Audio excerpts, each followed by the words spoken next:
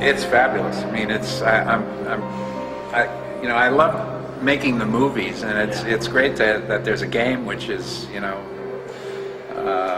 like a flashback to that genre, and it's, I can feel maybe a little bit like I had some influence on it, and so I feel very flattered. No single developer has done more to bring horror to the video game mainstream than Capcom. The action gaming wizards of Capsule Computer didn't just coin the phrase survival horror. From the 1990s through the mid-2000s, they developed and published an absolute hit parade of games that almost single-handedly defined both the style and substance of the action horror genre.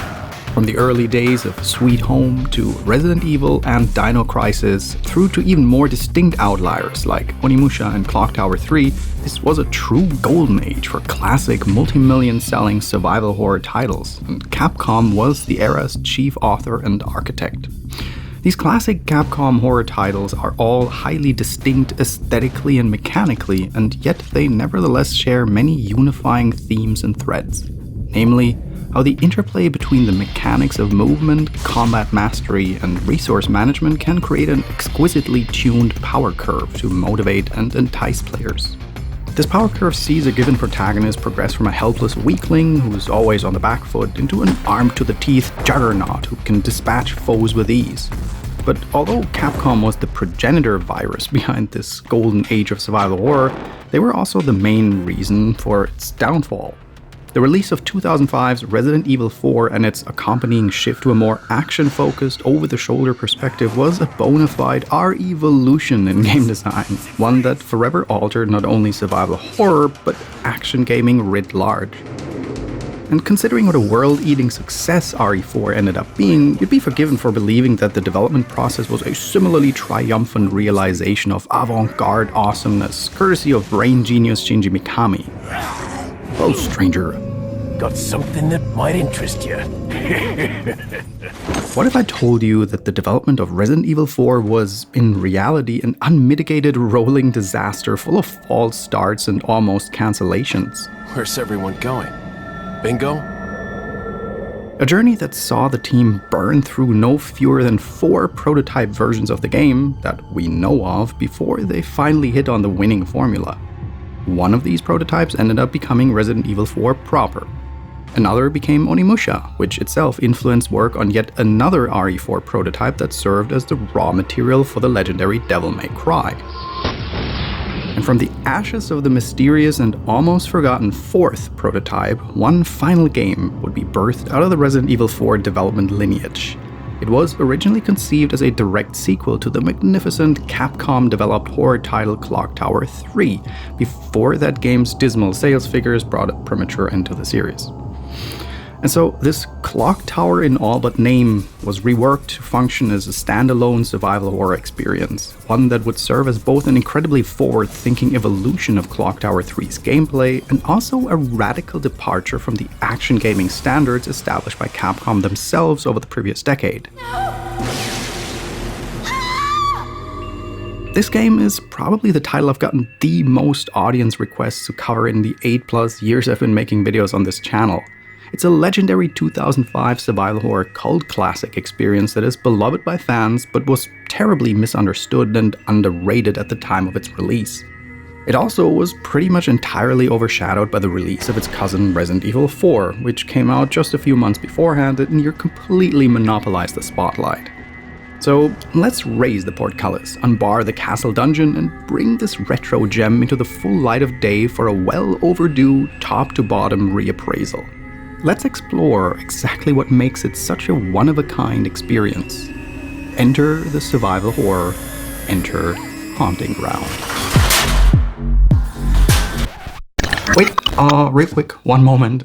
Before I delve into Haunting Ground proper with you, I just want to say this is the 50th episode of Monsters of the Week. I only recently realized that, and that's kind of special. That's also why I picked Haunting Ground for this video, because it's really special to me. And to celebrate that, I've been actually sitting on this sealed copy of PS2 Haunting Ground for a good while, and I've been thinking, let's unwrap this today. If you have a bit of an awareness of the PS2 or generally the used game market, this is a super rare thing. Like, there's maybe Rule of Rose that is worth more in the survival horror sector. So this has been super, super rare, mostly because of scalper-scum inflating the market ridiculously in the past years. But I also have been thinking about putting a bit bigger emphasis on the original releases and boxes of games in future videos, and especially when it comes to manuals, which is a lost art in and of itself. And for Haunting Ground, I think that's a perfect place to start it with. But it's a sacrifice I am willing to make. So yeah, we're going to do this right after the intro. I'm pretty excited about it and a little bit nervous too, because it's such a pristine artifact that's been in my possession for quite a while. Yeah, how about to reminisce a little bit? I'm going to play the vintage, the old intro of Monsters of the Week. And then right after that, and after a little sponsor bit that's like highlighted as a chapter in the timeline, we're going to crack this thing open.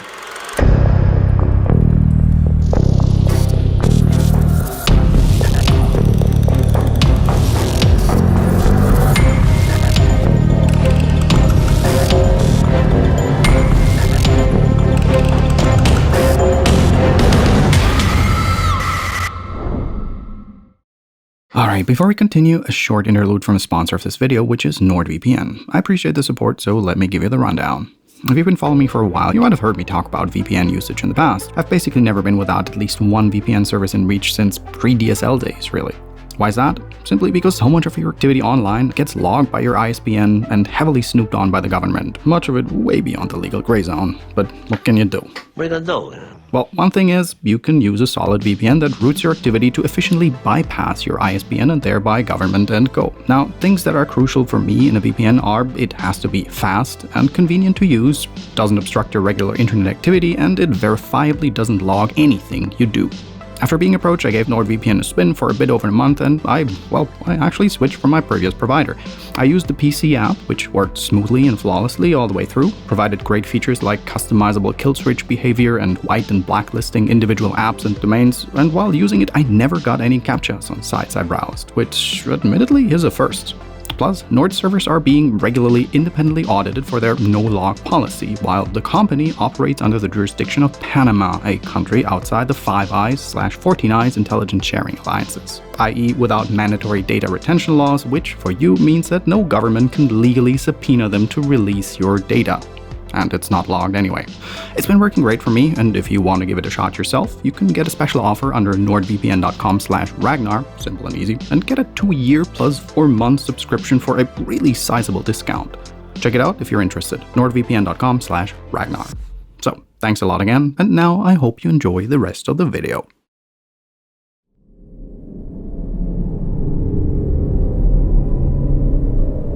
What's in the box? Hey, so welcome back. Here we are, Haunting Ground, about to be unwrapped. Some of you might say that this is kind of sacrilege for game preservation or game collecting, but I honestly think that these are artifacts that are meant to be used and enjoyed, and there's a manual in there, which is sort of a lost art in and of itself in video games. So let's dig into it. Okay, moment of truth. I gotta tell you, I've been dreading this moment and been excited for this moment for a long time. Basically opening this factory wrap, and this one is double wrapped, and as soon as you tear it open, this is like a mint copy that goes for easily $250 on eBay. And yeah, the moment you do what I'm doing right here, it easily drops in value by 1/3. But as I said, I do not mind because I want to really keep this copy, and I strongly feel that this is something that should be used and inspected and enjoyed and not accumulate dust on a shelf in a plastic wrap. And that's what we're doing, right? So let's see what's inside. But first I'm gonna put on some Mickey Mouse gloves here to not stain everything with my greasy fingerprints. But oh yeah, as you can see, fairly standard PS2 DVD box content. You have the DVD itself and a relatively slim manual. As I said, this is a time when manuals were really in the last throes. They got thinner and thinner over time, and even though Haunting Ground's manual is still very minimalistic, giving you some general instructions on how to play. I also love that it gets a little bit of story and lore introduction with this Prisoner of Who and characters introduction pages and everything. Some really nice grayscale rendering shots, like really, really gorgeous. And for the relatively small proportions, it's still a beautiful manual that's lovely to sift through. And here at the end, there's one thing that I really miss about manuals that tells a lot about the game itself, which is like this page that is reserved for just a couple of notes. They often did that when the format had like a couple of pages left that they didn't have content for, and then yeah, it also tells you about what kind of game this is that expects you to, you know, take physical notes to actually solve the puzzle and everything, right? But yeah, overall, relatively minimalistic, still beautiful. At the end here, an invitation to the Capcom Insider.com website and a couple of different countries, numbers, hotlines listed here. And yeah, and that's basically it. That's what you get. And let's put it neatly back and slap it in the PS2. Oh, gotta take Silent Hill 3 out, that was still in here. Oh. Like, I emulate most of the time, and I really love it because it gives you access and it makes games look even more beautiful than it did back then on higher resolutions and whatnot, but there is also just something about slapping the original disc in the old console and putting it on a CRT screen, isn't it? If only the goddamn scalpers wouldn't make it so hard for everyone to enjoy this. Okay, PS2 is booting the game up nicely. Here's the main menu. Let's start a new game, and the intro sequence starts. But before we get to the meat of this video, let's skip the intro real quick because there's something disclaimery I want to show you about the game footage shown in this video. So what you see here is Haunting Ground in its original resolution, as it's rendered by the PS2, and the purists among you might claim that this is the only correct way to play the game, the artist's intention, etc., etc. But especially with many games of specifically the PS2 era, I beg to differ. Because if we just do a little bit of emulation trickery here to increase nothing but the rendering resolution to 1080p, you can see a thing about this generation of video games that I find utterly fascinating on a technical level. Namely that so many games of that time's assets, meaning 3D models and textures and so on, were produced for a much higher target resolution. Especially classic PS2 survival horror games often excel and show just how much more graphical fidelity the art assets are capable of pulling off by simply upscaling it to a higher resolution without it looking somehow off or something. Something that can much more easily happen with PlayStation 1 era games, for instance, when the high rendering resolution completely exposes the low texture quality, etc., and it just looks off, you know? Not for Haunting Ground, which looks pretty much just like you'd imagine an HD remaster with little to no effort but running it in a modern emulator, and it plays wonderfully. So the footage in this video will be, from this point out, despite having just unwrapped the original copy for the PS2, be run via an upscaled emulator. I'm going to give you the settings at the end of the video, by the way. With that said, let's start our foray into Castle Belly and enter the Haunting Ground, finally. The setup for Haunting Ground, or Demento as it was titled in Japan, is pure golden age survival horror. Our protagonist, Fiona Belly, awakens after a car crash, naked and chained in a cage in the dingiest of dungeons. Her mother and father are nowhere to be found, and after escaping confinement, she stumbles her way into the gothicest of castles, only to find her own personal descent into unbridled terror awaiting. Indeed, the game feels at first like a rather standard horror experience as you pick up the controller and make your way through the opening hour. There's a vast castle to explore, puzzles to solve, traps to traverse, and spooks and scares awaiting after seemingly every shift of the game's dynamic but fixed perspective camera. But it quickly becomes clear that there's way more behind the curtain than your box standard Resident Evil knockoff. As she traipses the haunting grounds of Castle Belly, she's set upon by one maniacal stalker killer after another, all of whom seem to have an unnatural and gruesome preoccupation with different facets of Fiona's sexuality. Haunting Ground's emphasis on psychosexual horror almost feels as though Capcom wanted this game to be a counter-volley to Konami's Silent Hill, which itself was a more psychologically minded and sexually charged twist on the Resident Evil formula. If Resident Evil walked so Silent Hill could run, then Silent Hill ran so Haunting Ground could fly, right into the embrace of a psycho killer, that is. And boy, oh, each of the game's four main stalker killer nemeses certainly deserve top billing in the dramatis personae right alongside Fiona. Each stalker has their own attack and escape mechanics, a unique portion of the castle that serves as their sandbox playground, and their own chillingly memorable character design and story motivation for pursuing you. There's also a nice Legion of Doom quality to the cast of foes, with each baddie filling its own niche, just like the lineup you'd see in a totally different Capcom title, like one of the Mega Mens. There's Debilitas, the hulking brute and enforcer, Daniela, the fleet-footed slasher, Ricardo, the gunslinging groundskeeper and rogue alchemist, and Lorenzo, aka the Lord of Fire, aka I'd totally forgotten this guy was voiced by the unfuckwithable Robin Atkins Downs.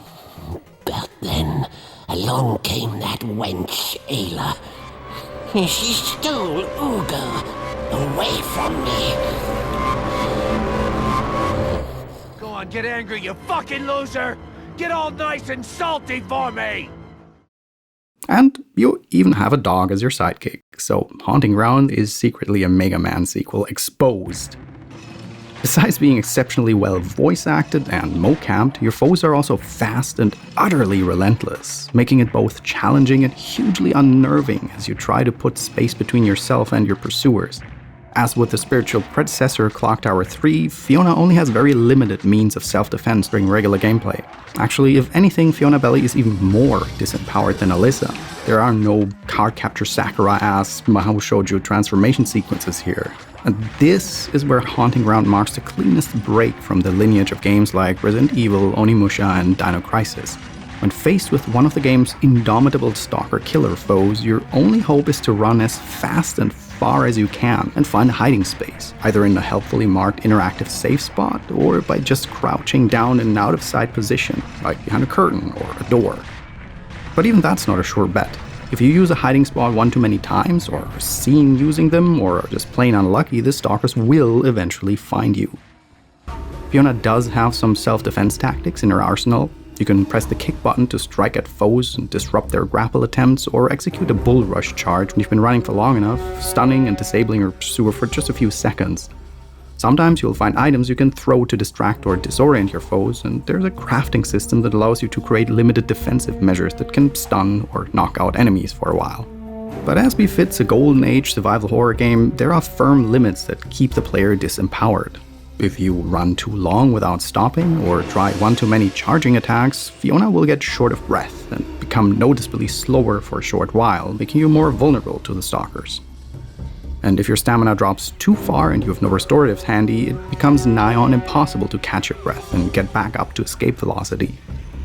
Even the boss fights with the different stalkers play into the disempowerment angle. In these encounters, confronting or attacking your foes head-on is basically the long and difficult road to victory. These fights can go much, much faster when you pay careful attention to environmental cues and clues and hit specific hotspots or interactions within the boss arena.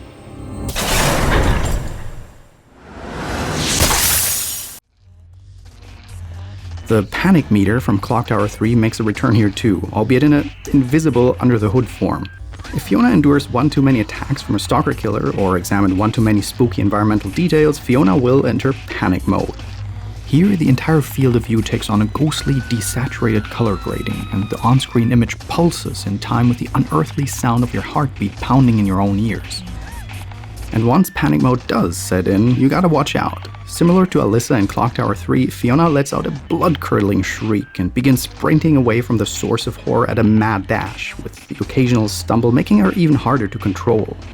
And if you bump into an environmental object or stray too close to the walls, Fiona will fall to the ground, which, if the stalkers catch up to you, guarantees a game over and an extremely disturbing off-camera death scene.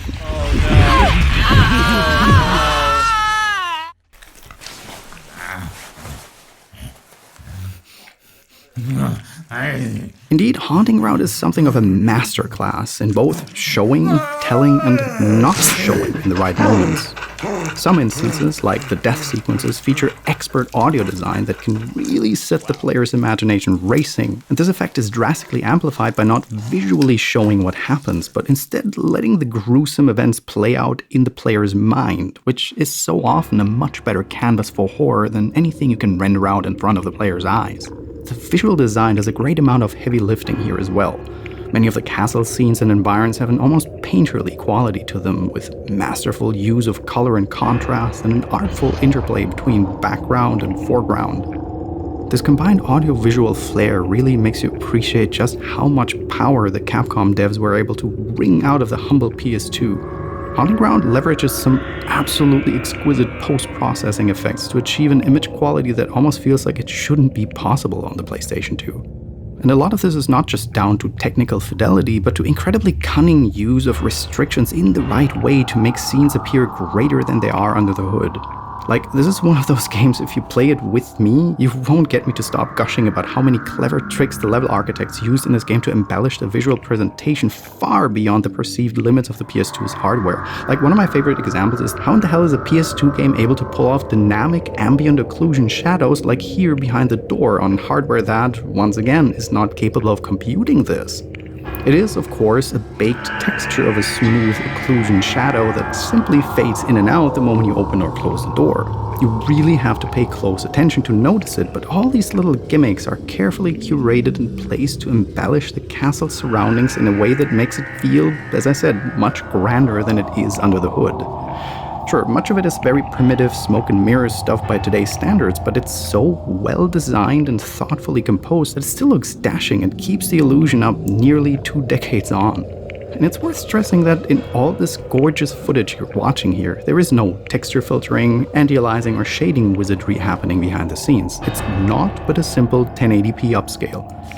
Like I said before, this is one of the prime examples of PS2 games whose assets shot way above their weight in terms of what the hardware of the time could even get across on the screens of the time. Of course, the for the time amazing tech doesn't start and end with the audio-visual presentation. The true star of this game, not to mention the stealth deuteragonist, could only be that most excellent video game doggos, and one of the most beloved AI companions in all of ludic history, Huey, the Snow White German Shepherd. Go now, and don't get caught this time. For being such an unassuming looking doge, Huey was actually something of a revolution in game and AI design at the time Haunting Ground was released. Here is a self-sufficiently intelligent companion who actually learns from the player's commands and develops a relationship according to the player's inputs, tracked by an invisible friendship meter. You can sick Huey on your assailants, command him to scout for hidden items, ask him to find keys and activate switches, or make him double time it to your side when you're in duress. Through positive reinforcement at the right moment, that is, head pats and shakes, Huey can be trained to help with solving puzzles and fighting the stalkers. But sometimes he will refuse to obey your commands, so you'll need to do a bit of mild scolding instead. By developing and refining your bond with Huey, essentially by giving the thumbs up or thumbs down to his various actions, this goodest of good boys will learn and become an indispensable ally. Good boy. And with a strong enough bond, Huey can perform feats like a last-ditch attack on a stalker when they're about to deliver a game-ending blow, giving Fiona a second chance at survival.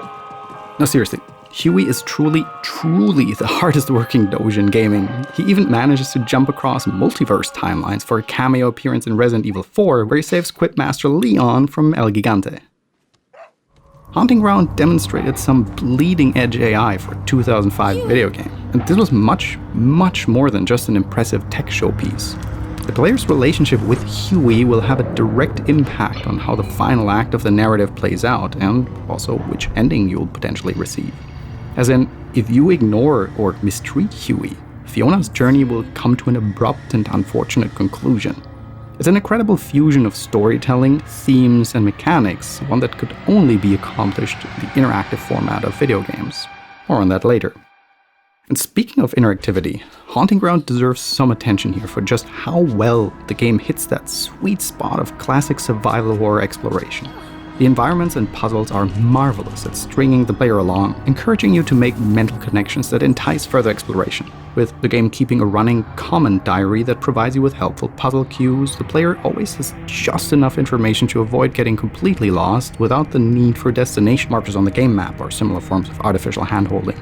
The clue to complete any given puzzle is always in one room, while the key object or solution lies in another, and the actual place the puzzle must be completed in is further afield from both the key and the clue. So by paying careful attention to environmental cues and item descriptions, the player will intuitively create their own mind map of connections that help them navigate the field of play, solve puzzles, and overcome obstacles.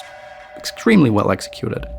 Put more simply, this is survival horror backtracking done right, with a looming threat of stalker killers providing just enough friction that every journey to a puzzle solution feels fraught with equal parts promise and peril, no matter how well prepared you are. It's a magnificent intersection of theming and gameplay that demonstrates why Haunting Ground is so brilliant, and there has a lot of ink been spilled about the sexualization of the main character. We'll get to that in a moment. But the game's strong artistic and mechanical foundations demonstrate that it has a lot more going for than critics were willing to give it credit for at the time when it was released. And admittedly, I have to put myself in that same basket because it took a lot of time for me to really come around on this game. It needed to ferment in my brain a lot until it really clicked for me. It's really not an easy game to digest, but the more time passes, the more I consider it an absolute horror masterpiece, especially considering the climate and time around when it was released. Before Haunting Ground, there simply had never been another horror or action game quite like it. It's a true thing of beauty.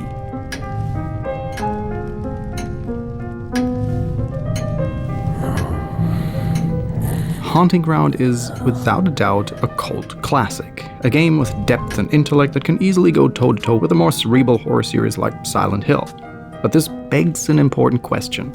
How did this high-budget game from the AAA horror meisters at Capcom end up so forgotten and neglected in the first place?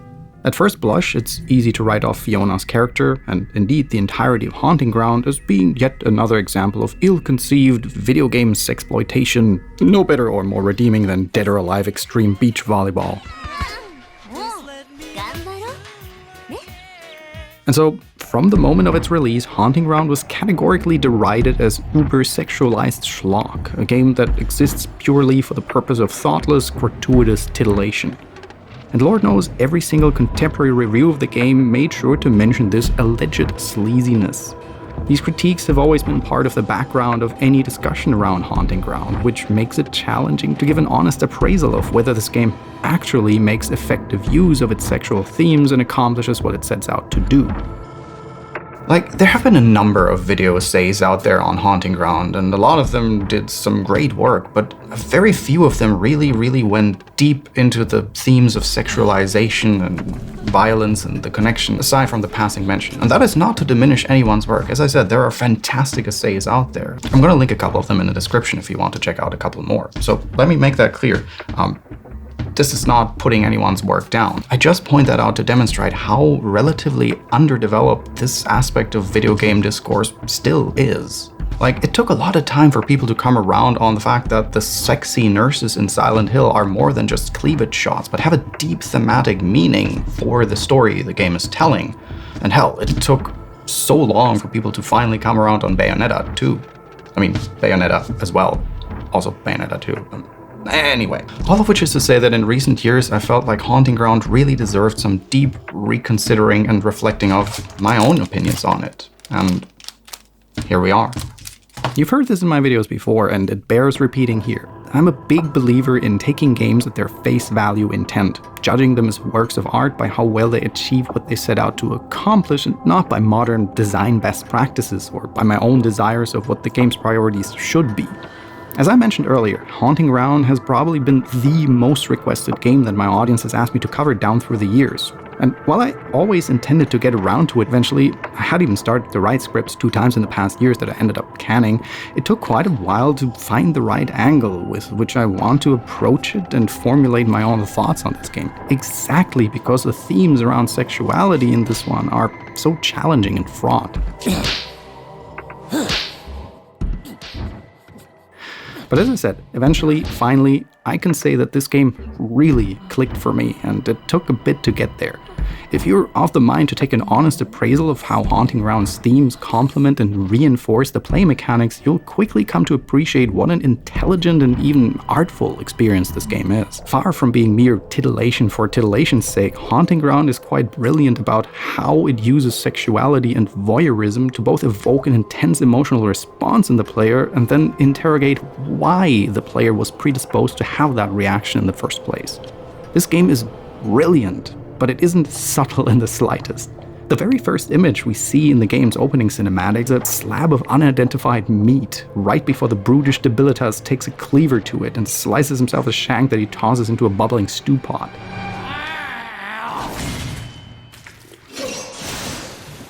Debilitas then turns to our protagonist Fiona, chained and caged in a dog kennel, wearing nothing more than a thin, diaphanous white bedsheet.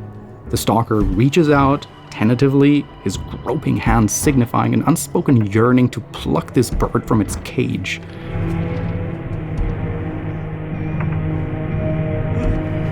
And then Fiona awakens with a start, and the nightmare begins.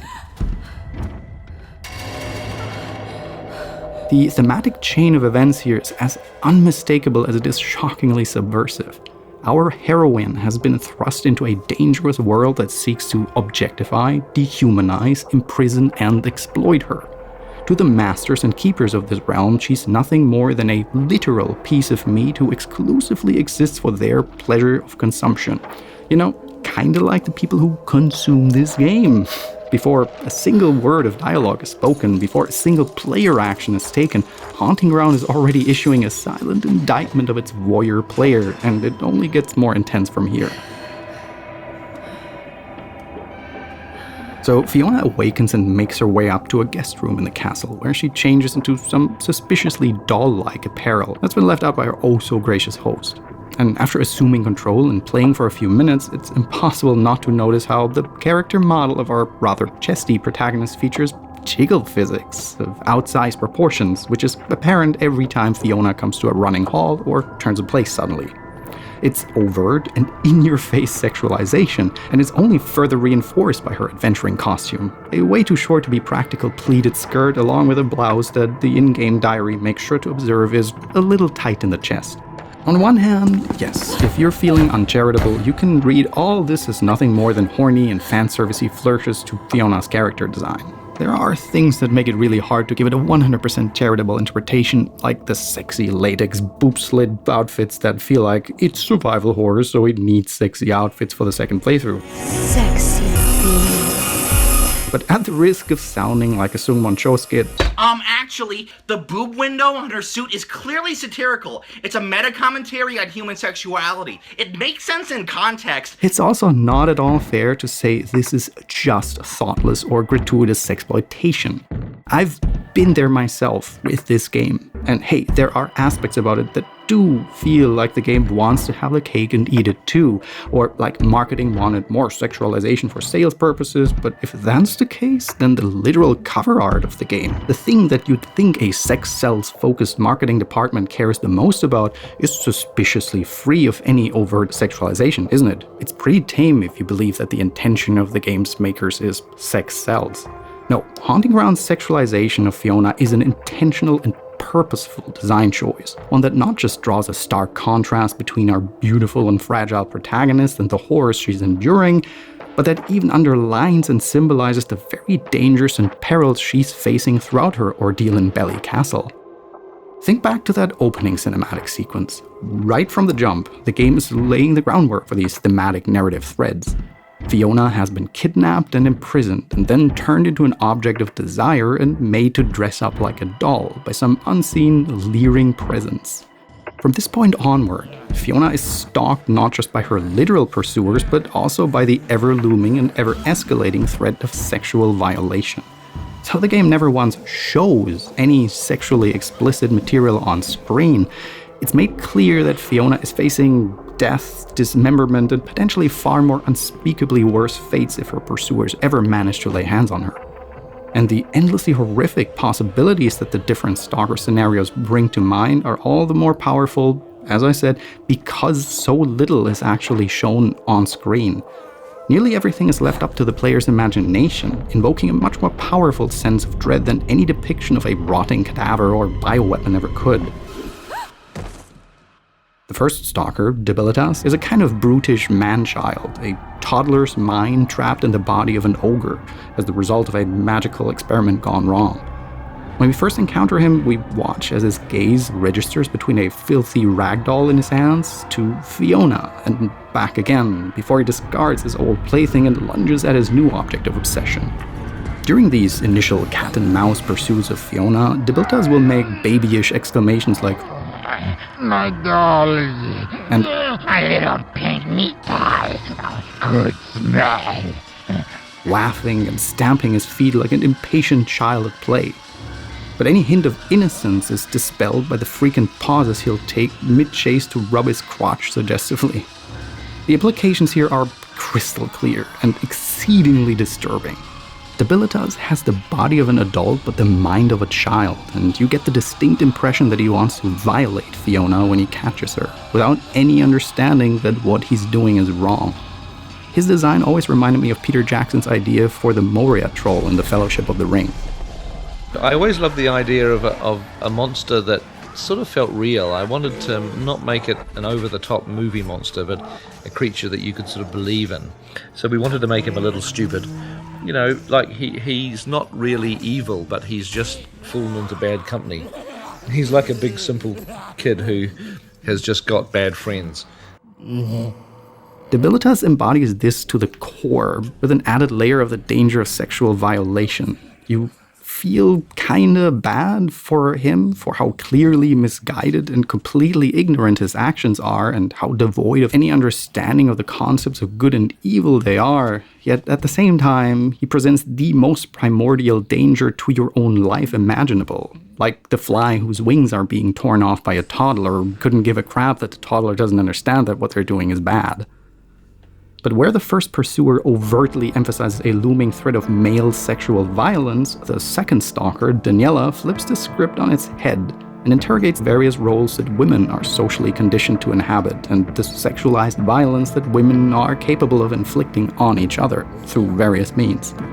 Daniela is the housekeeper who welcomes Fiona to the castle and later becomes the second pursuer after the boss fight with Debilitas. After your first handful of encounters with her, it becomes apparent that she's not actually a flesh-and-blood human, but rather a kind of homunculus automaton created by dark alchemical magic, similar to the botched ritual that brought Debilitas into existence. As Daniela frequently avows, she is not complete. Despite her idealized physical form, she can't experience taste, touch, pleasure, or any kind of bodily sensation or emotion. Seemingly incapable of normal human expression, she moves with a clipped, mechanical, and disturbingly unnatural gait as she stalks Fiona. She is Pinocchio without his conscience, the Tin Man who laments his absent heart, the android who forever yearns for dreams of electric sheep. So where Debilitas pursued Fiona out of possessiveness and unthinking desire, Daniela pursues Fiona because she's driven to madness by the torment of her very existence. Fiona's youth, her humanity, her femininity, and at the very core, her fertility, are all impossible dreams for Daniela. Dreams that become so nightmarish that she's compelled to smash her head into a mirror whenever she catches sight of her own reflection.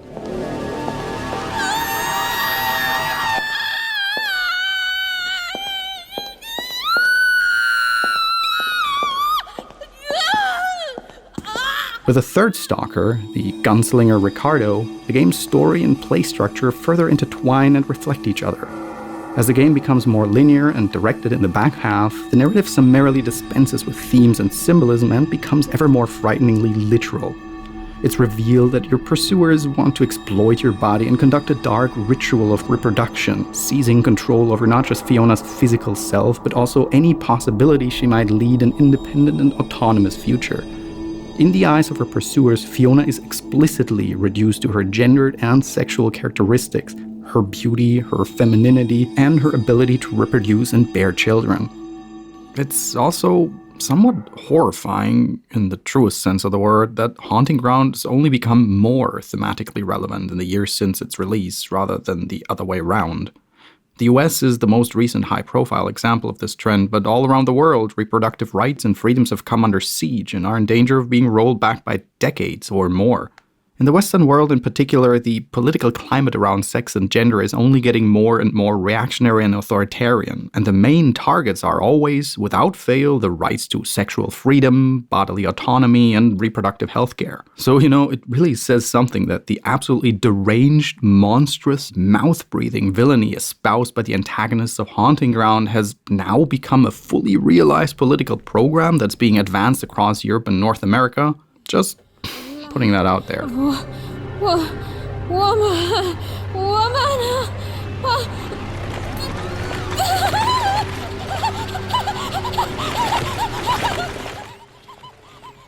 Frequently during the game's cinematic sequences, the camera is thrust into deeply uncomfortable POV shots of the Stalker killer's perspective. This is a very straightforward appropriation of the visual language of classic slasher horror films.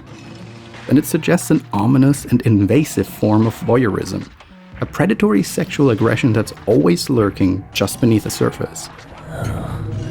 But far from being just a cinematic shout-out to Michael Myers and Jason Voorhees, these POV shots are portentous of both the narrative and the mechanics, where Fiona is beset by stalker-killer pursuers who all have their own sinister desires to violate her. Indeed, this intersection of sexualization and voyeurism forms the primary narrative artistic thread of Haunting Ground, which is both complemented and reinforced through the play and control mechanics. It's why Fiona can never really directly confront her pursuers. It's why the main modes of environmental interactions are all about running and hiding rather than overcoming your foes. And it's why Panic Mode makes the leap from Clock Tower 3 to Haunting Ground with a vengeance. It's easy, you might even say it's too easy, to criticize Haunting Ground for any of these single elements in isolation. Judging the game by just the character designs, or just the violence, or just the voyeurism makes it all too simple to write off the whole experience as a horny, misguided mess undermined by its own puerile preoccupations. Part of this, no doubt, down to the fact that Haunting Ground arrived right at the beginning of a nascent debate in video games discourse about sexualized portrayals of female characters, which is why it's so often cited as a prime example of a bad and sexist game. But with the benefit of time and hindsight, we could see that the full picture is a lot more complicated than these simplistic and reductive critiques. The sexualization, the voyeurism, the threats of violence, these aren't peripheral elements to the game experience in the way that, say, PS1 Lara Croft's skimpy get-ups are totally extraneous to her character as a tough-nut, uber-competent adventurer. In Haunting Ground, these elements are the thematic mechanical core of the game, and are likewise central to the story of our every-woman protagonist Fiona. And they're exactly why, in the light of 2022, we're overdue for a reappraisal and straight-up redemption of Haunting Ground as one of the finest horror experiences of its era. Precisely because it treated grounds that barely any other horror game has ventured into quite like it. Especially, it bears repeating, at the time when it was conceived. Human beings, human life, they are not capable of grasping this truth. We cannot merely sit idle and await the future. We must dedicate our lives to the realization of the truth.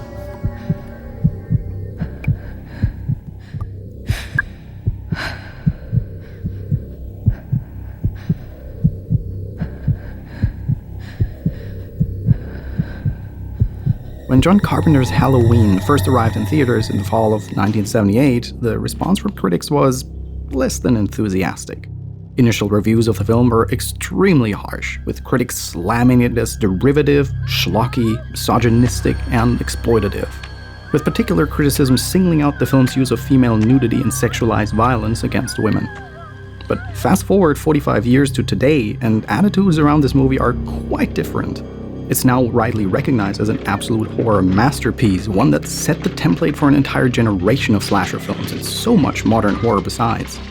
Where critics once accused it of voyeuristic sexploitation schlock spectacle, it has over the years inspired a whole genre of feminist analysis around the final girl archetype and the interplay between sexuality and horror. And so, nearly 2 decades after its release, might it not be time for a similar reappraisal of Haunting Ground, which was likewise given middling reviews and taken to task for its heavy-handed use of horror tropes and sexual themes. But any reappraisal demands that we first tackle the game's central ludonarrative dilemma. Who are you, the player? Are you the protagonist, Fiona, gamely attempting to escape the oppressive strictures of this world and win freedom for yourself? Or are you in fact closer in nature to the voyeuristic stalker-killer antagonists who see Fiona as a means to an end, an object of lust and self-gratification?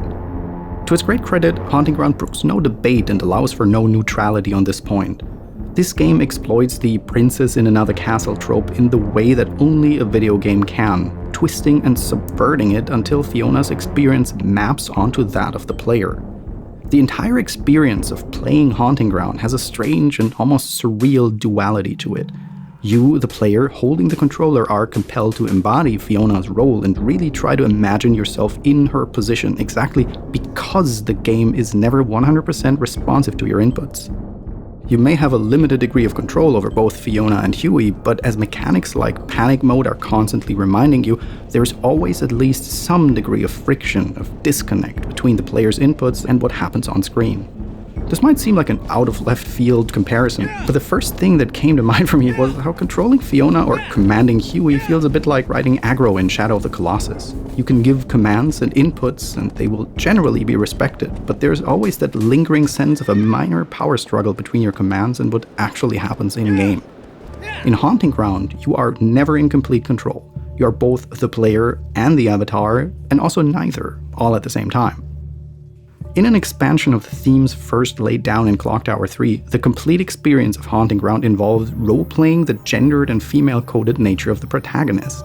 You cannot observe and plan from a detached or ironic distance. You must feel the same fears of exploitation and violation that are driving Fiona, make her struggle your own, and fight for her and thereby your survival. And that is the whole point, the crux, the casus belli of the game's narrative. Empathy. It's the thread between the players behind the CRT screens holding the DualShock controllers in their hand and Fiona. It's the element that's required to overcome her struggle to make it your own. This empathy the game asks the players to develop is exactly what differentiates them from the adversaries. It's the very thing they are lacking, and the absence of which makes them such a horrifying threat to Fiona's life. Like Debilitas, whose presence threatens to violate Fiona, like a kid who plays rape scenarios with her Barbie dolls, like Daniela, for whom Fiona is nothing but a vessel to extract the things her own incomplete perception of herself is lacking, or from Ricardo or Lorenzo, for whom Fiona is again nothing more than a breeding vessel. You are about to give birth to me all over again. And that's not just embodied through the aforementioned perforated control scheme of Fiona herself, but our four-legged friend Huey is maybe the best embodiment and proof of this. As we've established before, Huey is self-reliant, has his own intelligence, his own thoughts, feelings. He experiences and learns from the events taking place across the story from his own perspective. And you don't have a direct menu to give control to him that you will 100% execute like an automaton. We don't assume control of him, we communicate with him. We observe him, teach him, reward him, we empathize with him, and through that form a bond. A player who will just shout at Huey for not doing exactly what they say, someone who will even mistreat and abuse him, will gradually lose his cooperation and bond, but a player who tries to see things from our companion's eyes and treats him as a friend will achieve a stronger and stronger bond with him, which is a central requirement for finishing the game with the best ending. This extends even to your adversaries, especially in the case of Debilitas and Daniela, who are, in their own sense, victims of circumstances. Circumstances that led to their unfortunate state of being, and of which we, in turn, have become victims ourselves, passing the trauma on like a baton relay. Shit rolls downhill. And that is the principle which applies to the incomplete bond between the player and Fiona. It is a gap the player has to, depending on their own initial outset, emotionally work on to gradually close. Anyone who has ever felt like their life is out of control or that they're a victim of oppressive, dire circumstances can, or I say should, have the empathic capability to project their feelings of helplessness and despair onto Fiona to identify with her. And that is exactly what's needed to embody her to overcome her trials and tribulations, and thereby evolving from mere player to Fiona's avatar in the process. And that creepy, crawly, uncomfortable feeling that the player gets at the sight of her aggressor's lustful gaze and their grasping fingers, this just wouldn't have worked in the same way had our protagonist not been coded as so vulnerable and exposed, or if she were more capable of self-defense. And that goes double, triple for the game's quite understated use of gore and violence. There's actually relatively little use of blood and guts viscera in Haunting Ground, especially compared to Capcom contemporaries like Dino Crisis or Resident Evil. But the little bit of violence that we do see in Haunting Ground is all the more powerful because it is juxtaposed against the extremely well-executed themes of sexualized horror. You really could go on and on about what an incredible, ahead-of-its-time psychosexual horror masterpiece Haunting Ground is. An almost dialectical synthesis between action horror and puzzle adventure that makes expert use of the absolute best elements of each of its genre building blocks. So of course, Haunting Ground has been stuck in copyright purgatory ever since it was first released. Just like with Clock Tower 3, Capcom did next to no marketing for this game upon release, brah fricking vo. Between Japan and the rest of the world, the game barely broke the 100,000 sales mark. And just like its spiritual predecessor, Haunting Ground got middling reviews from most critics and outlets, with much scorn and derision heaped upon the portrayal of Fiona and the game's preoccupation with sexuality. Following this weak reception, Capcom shelved plans for a follow-up, and both the Clock Tower and the potential Haunting Ground series has been dead in the water ever since. There has never been an official re-release or remaster of Haunting Ground aside from a Japan-only PS3 port, which, thanks to the sunsetting of the PlayStation Web Store, is no longer available. And due to its extremely limited first print run, this game has become one of the rarest and most expensive PS2 titles on the second-hand market, regardless of whether you're buying a JP, PAL, or NTSC copy. I tell you gotta be a true horror maniac to score a physical copy of the game these days. And so, at the time of this video's release, emulation is once again the best and pretty much only way for the average player to experience this cult classic gem. The game runs well in the PCSX2 emulator, with the caveat that you'll need to make sure certain advanced settings are ticked in the options in order for the game to look and run properly. But even with these tweaks, there are still a few small visual glitches that crop up occasionally. Them's the breaks with emulation, sadly, but these are really quite minor quibbles, all told. So, as always, if you want to run it in the same way I've done in this video, here's screen grabs of all the pertinent settings for emulating Haunting Ground on PCSX2 on a Windows 10 machine.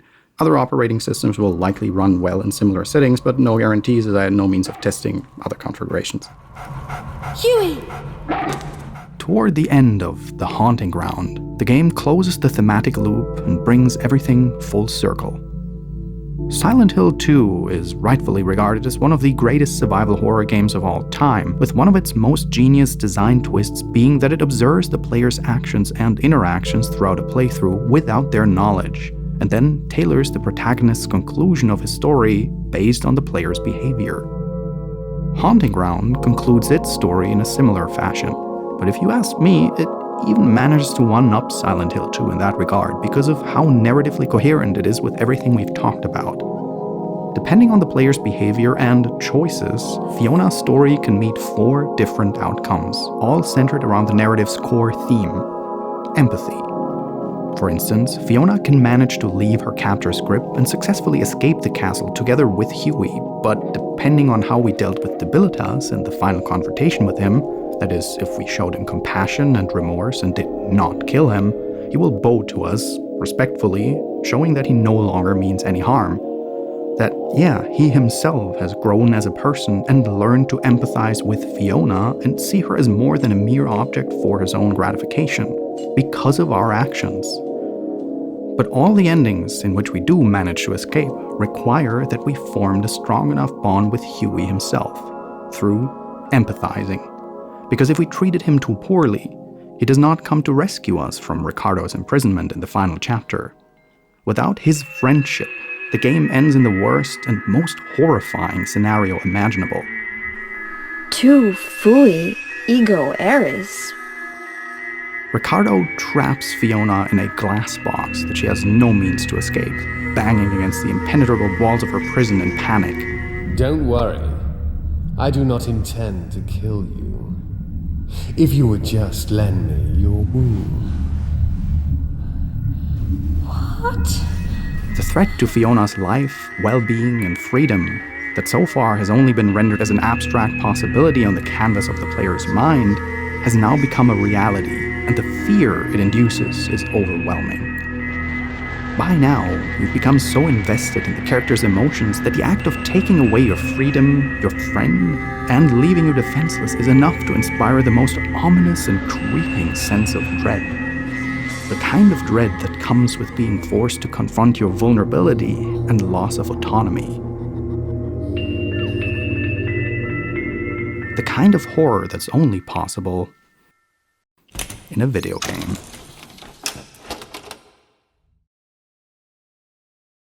Alright, so here we are at the end of it all. Thanks so much for watching me talk about these wonderful classic video games at length. And of course, thanks for being here celebrating the 50th episode of Monsters of the Week, this series on horror games and adjacent with me. Crazy to think how long I've been doing this by now. For those for whom this is the first video of mine, hey, I'm Ragnar, and on my channel I largely cover old games, horror games, indie games, and combinations thereof.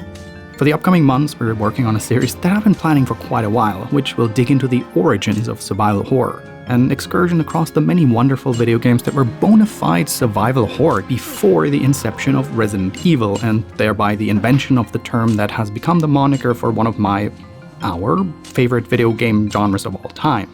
I'm excited to show it to you soon, and if all goes according to plan, I'll have 2 episodes for you within December even, so stay tuned. This channel, my work, and the work of all who participate in making these videos is in large parts crowdfunded by my generous patrons. If you'd like us to keep doing what we're doing, keep the lights on, etc., then I'd be super thankful if you pitched in as well over on my Patreon. You can find the link in the description. So, as always, before I leave you to it, I'd like to express my gratitude towards my patrons and give a heartfelt shout out to these top-tier supporters. Thank you, Swiss Hackmod, Ronin Crom, aka Daniel242172, Giselle Almonte, Federico Rocha, Giselle, Nikov the Brave, Isabella Stoner, Matt Grattan, Amber Wiggins, Alex Popov, Tomas Bona, Shannon Blue, Nathan Gillick, Thomas Patrick Hooper, Maria Rios, Morgan Kay, Gehennas, Kenan Ward, Laird Wakala, Terry Collins, Chris C., Thwagam, Felix, Catherine Escobar, Daniela Alvarez, Jin Hansen, David Zelenak, Lawrence E. Buben, Tabby, Hippo Hobbly, Bois Bugling, Hunter Crawford and Margaret Strawn, Dylan Labonte, Kerry George, Dr. Haley, Isabella Colley, Agustin Ortega, Ian Rhodes, Max Casari, Dana Rosa, 9ball9606, The Leben, The Spiral Architect, Franz Johannes Feulner, Risha Griggs, Uziel 1447, Chuck Taylor, Refkins and Triscuits, Vasily Prokhorov, Kyle Lee, Corey Marr, Billy Lott, Casper Ram, Aurora Melpomene Crescendo, Starina Abramson, Refkins, Terraflops, Lilin B, Neil Snowden, John Boring, Kevin H. Yang, Disco Dwarf, Samantha, Sable Cowl, and Baruga Dono. Until next time, ta-da.